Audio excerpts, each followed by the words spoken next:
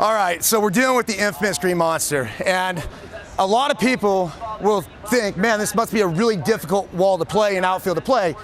It's actually not. Once you figure out the couple of the intricacies of the wall, it's pretty easy. And one of the reasons why is that you can play a lot more shallow here and rob easy base hits. Now, what everyone thinks is that, hey, look, it's only 310 down the line, that I have to play really deep. As a matter of fact, if you guys remember Manny Ramirez, Manny would almost play behind shortstop, and he learned that from obviously playing the wall. But in order to play the wall, you have to understand what the wall is going to do. So the first thing is, when you come out here, is you take a ball and you chuck it in the corner. So we know if it's going to get the sidewall, it's going to bounce right back at me. This is what's so different about the green monster, because watch the reaction up here.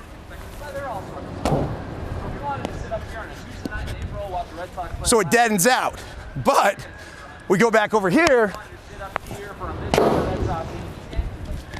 it's pretty natural. Let's go over here though. You see the names on the scoreboard? Obviously New York, Tampa, all the cities, and then the numbers. What happens when the ball hits one of those? As you can tell, a lot more deadening of the ball after it hits one of those numbers because there's give. Let's bring it over. This is fascinating that this thing's actually still here, the ladder. I don't know if it's inviting one of the people up in the green monster seats to go ahead and come down on the field if they want to, or what sort of purpose it's serving at this point, but who cares? It's cool, it's part of the game. It's been there for 100 plus years, so we'll just go ahead and roll with it. Let's see what happens when it hits the ladder. Uh-oh. How about that? What's the point of all this with the ladder? Basically, when you're out here and you get a ball heading in that direction, and you know that it has a potential to hit that ladder, instead of being over aggressive and say getting to this point here, you go ahead and back up, and you got to allow for more room for it to go left or right if it happens to hit that thing. Let's keep going.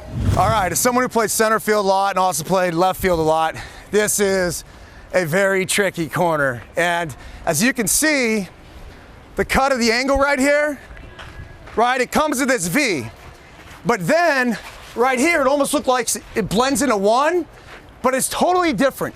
Because if the ball hits here, it's coming right back at you. Whereas if the ball hits over here, we're going back over here.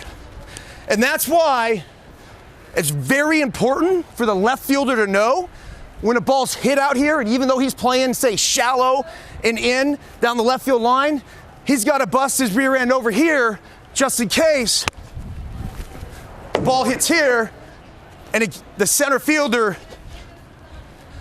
goes ahead and overplays it, and then you got to be in this territory to go ahead and make the play there or back up. Same sort of thing right here. Watch this. Look at that. I mean, that's almost going at a 90-degree angle coming back this way. So what's the moral of the story here? If you're the center fielder and you're coming this way, you got to make sure you also don't head and overcommit yourself, because if you come here this way and the ball hits there, just like I showed you, you know what that's called? Inside the Parker. Let's bring it over this corner.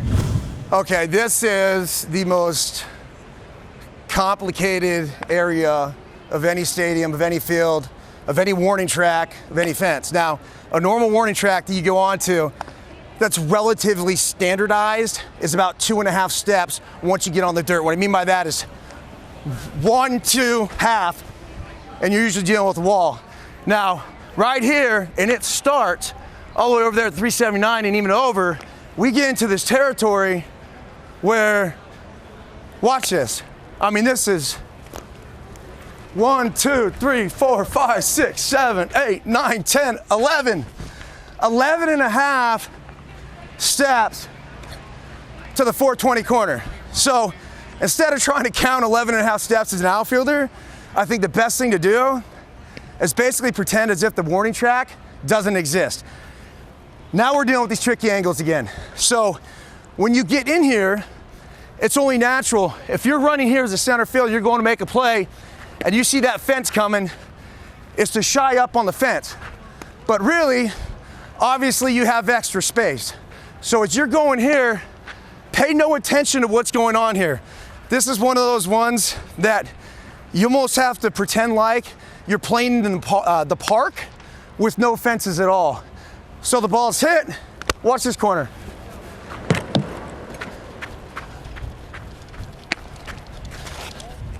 If you're the center fielder and you're going back after that ball in the 420 range, we see it's obviously gonna shoot back right over here. So what does that mean?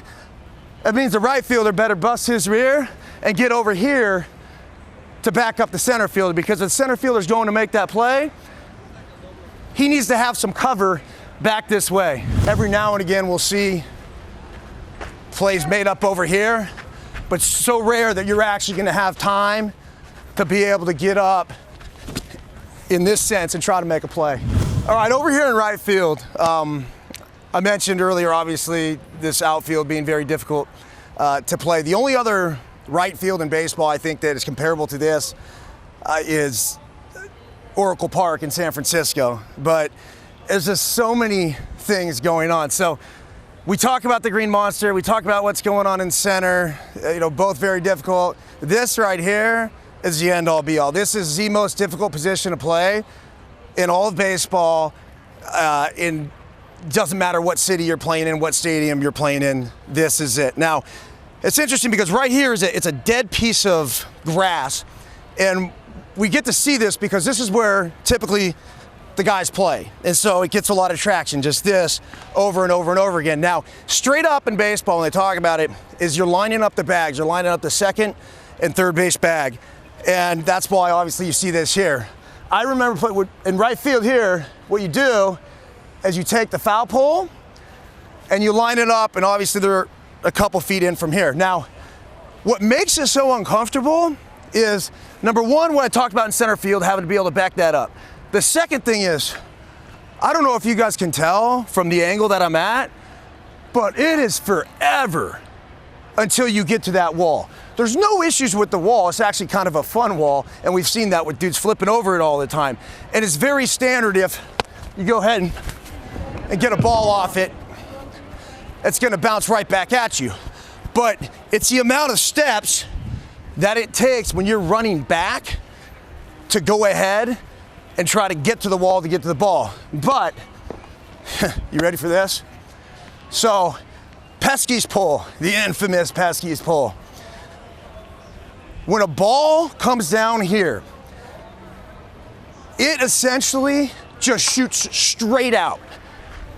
This is almost on a parallel line from the right field. Now, remember this too, since I'm here and talking about it, when these dudes are coming in, trying to decide what to do, we talked about the head first. You typically are not gonna wanna go to head first unless, and I've thought about this before, you're taking off before the dirt. These are all things that you need to go over when you get to the ballpark. So if I'm not taking off on the grass, I'm not going head first. Then after that, it's like, okay, am I gonna slide in, or am I gonna continue to run into it and maybe make a highlight reel catch in the stands? But this part right here is where it's really, really interesting, because I'm gonna try to suck this ball down around the corner. Watch this. Look at that thing go. It's gonna keep going too. Okay, it stopped underneath the thing, and so it slowed it up. But if you get a good one, that ball is gonna suction all the way around here. Ready? And it keeps going, and it keeps going, and it keeps going, and it keeps going. So you as the right fielder, you're going to make a play over here, and then that ball ends up over there. So number one, it's the lesson to the right fielder, you gotta stop the ball. The second thing is, if you're the center fielder, you have to know, even if there's a ball hit down the right field line, you have to go ahead and bust it over here just in case that happens. So the last thing is knowing the wall, knowing the positioning of the wall, knowing what you're gonna be able to go into, what you're not. Over here, look, I mean, look at how low this is. You could be running after a ball and all of a sudden you're clipped right below the belt and you're tumbling into the wall. And we're not just talking about running and you know that you're jumping into the wall. Now over here is where it gets a little more complicated, but we've seen some killer home runs robbed over here. And the ball's hit back. Let's go ahead and figure out the warning track. 1, 2, this is about 3 steps to here. But